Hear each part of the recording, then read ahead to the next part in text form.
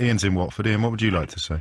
James, the thing is, you stand here discussing the green things in life, where probably, I don't know, 3/4 of the world are miles behind us. How are you going to convince them that they have not to be able to improve Well, I their just answered that. The Al Gore intervention with Prime Minister Modi of India was absolutely incredible because but you know, okay, ignore me. It's then. not only India. I mean, there's other countries in the world as well.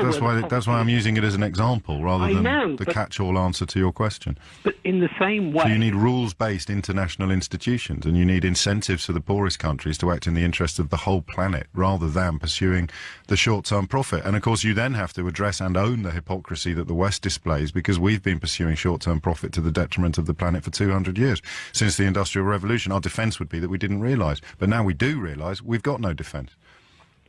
James, you have to look at the percentages of the numbers you could produce to cover those people. How are you going to convince the poor person who lives... I just told you. You don't have to convince the poor person. You just have to convince the Prime Minister.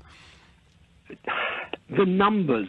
Well, India's a pretty big country. India's a pretty big country. It worked there. I mean, you're suggesting we shouldn't bother trying because we might fail. Unless you can convince the whole world... No, you don't. You just have to convince political leaders. Even convincing political leaders, you have to convince the political leaders of every country to participate. No, you don't. At their different levels. You start at the beginning and then you work your way up. It's ridiculous to suggest you need unanimous agreement, otherwise it's not worth doing it. And that's not even pessimistic. What I'm saying is maybe the greatest direction should find a way... The greatest direction?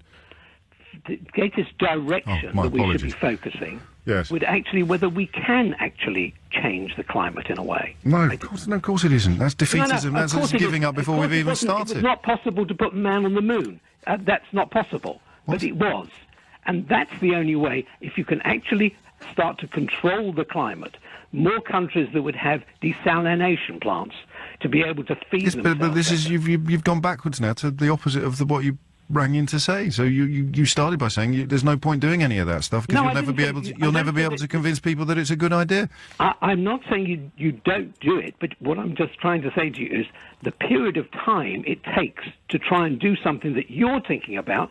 Those people who you would agree with will have their grandchildren may see the benefit, but in the meantime they will have suffered living in poor conditions for the next.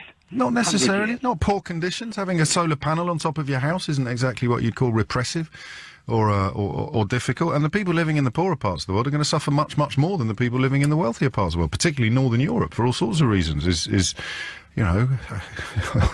could end up being the promised land.